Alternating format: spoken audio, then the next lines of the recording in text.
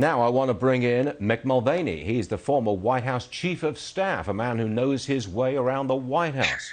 You do indeed know your way around the House, and I want you to tell our viewers, how does the administration function when the president is in quarantine in the White House residence and not in the Oval Office?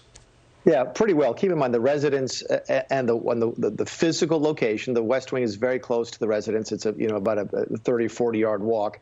It's completely possible, and we do it every single day, to run the government under these circumstances. The president, as far as I know right now, will stay in the residence. He'll have limited contact, probably his doctors over there, but in constant communication with the rest of the team in the West Wing. And I think it was important to listen to what Larry just said. By the way, you see why we put Larry on TV. We always need to put Kudlow on TV. On your show, and we need the markets to go up. So, good job, Larry. Is that the rest of the team is healthy, including, by the way, the vice president. So this is already a fairly sheltered place in the first place, but it's also very technologically connected. So it's entirely possible to do this. I think it's important, Stuart, the president be visible, however, that he be on the phone, that he be on television, that he goes out on the Truman balcony if he can, because I think it's important that people see him and know that he is there. Do you think he should address the nation in some way? In some way, make an address. Here I am, and here's how I feel. Yeah, I think people will know. I mean, if he's on the phone, on a radio program, on a TV program, people will know, and certainly the media will report it. The questions are going to be, what kind of symptoms does he have? Is he still healthy? Is he getting sick? And the president needs to just be very transparent. Say, look, here I am. By the way, yes, he's 74 years old, but he is an extraordinarily healthy guy. He is. I couldn't keep up with him when we were traveling together all around the world.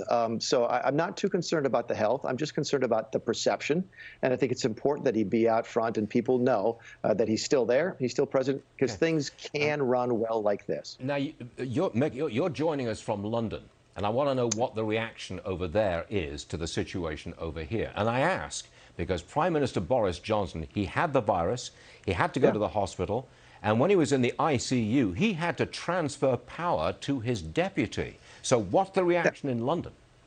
A lot of the questions you might anticipate from their experience. And Boris, I think, is in his mid-50s. Boris was in intensive care for a while, had to transfer power, I think, to Dominic Raab for a few days. And they just ask questions about the process. And what I keep telling them is, yes, there's a process. It's boring, and there's all sorts of checks and checklists, and people have to sign off on things. But there are contingencies for this. In fact, we practice this.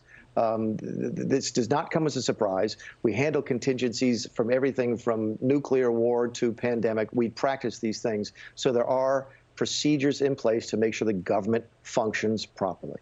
Got it. Mick Mulvaney, thank you very much for joining us this morning.